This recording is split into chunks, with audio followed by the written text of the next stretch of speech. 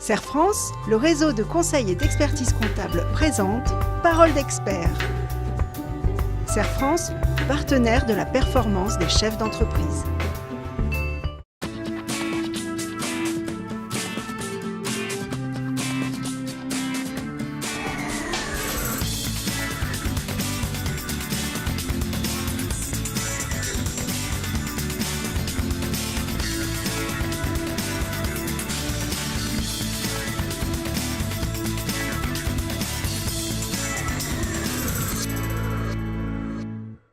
Bonjour Bénédicte. Bonjour Christophe. Auriez-vous un peu de monnaie pour que je prenne un café? Ah non Christophe, je n'ai que de l'argent digital. D'ailleurs, c'est le thème de notre chronique. Argent digital, allons-nous vers la fin de la monnaie liquide? Bon, pour le café, je suppose qu'on n'a plus le temps, car Bah l'émission a commencé. Ça va commencer.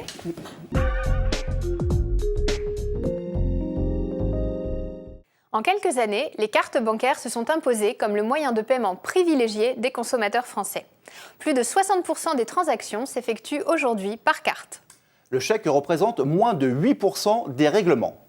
Pourtant, ce moyen de paiement reste populaire en France, alors que dans de nombreux pays, il concerne moins d'1% des échanges monétaires. La carte bancaire gagne en praticité avec la généralisation du sans contact. On regrette cependant que la modicité du plafond, 30 €, limite encore les possibilités de paiement. Pourtant, le sans contact connaît un véritable boom. En effet, le principal frein, la crainte de fraude, est en train d'être levé car les études montrent que ces fraudes ne représentent que 0,02% des transactions.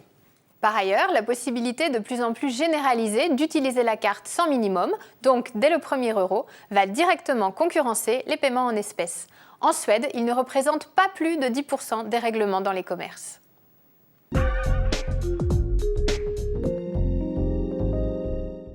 Tout va tellement vite que l'on peut se demander si la carte bancaire elle-même ne sera pas cannibalisée par le smartphone. En Chine, les transactions via les applications monétaires des téléphones portables sont en train d'exploser. En 2017, elles ont atteint un montant vertigineux de 10 000 milliards d'euros. Une bagarre de titans est en train de se jouer entre Alibaba et Tencent pour contrôler ce marché qui comprend les paiements en ligne, mais aussi tous les micro-achats quotidiens des 700 millions de Chinois qui ont le même niveau de vie que les Européens. Les banques occidentales observent prudemment cette révolution car l'ambition de ces nouveaux acteurs de la transaction financière ne va pas s'arrêter en Asie.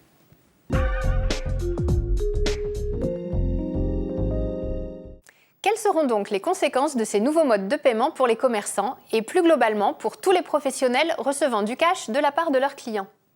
Pour tous ceux qui ne sont pas équipés de terminaux adaptés aux transactions digitales, il est urgent de s'intéresser à la question sous peine de perdre des ventes.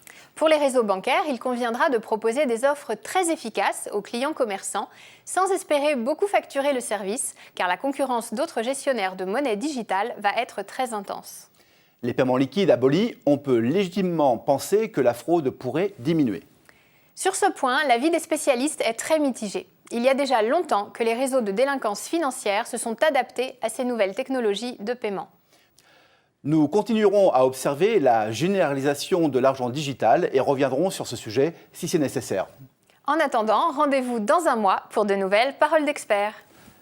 À défaut de monnaie, Bénédicte, vous pouvez me laisser votre carte bancaire pour qu'on aille prendre un café, maintenant que l'émission est terminée.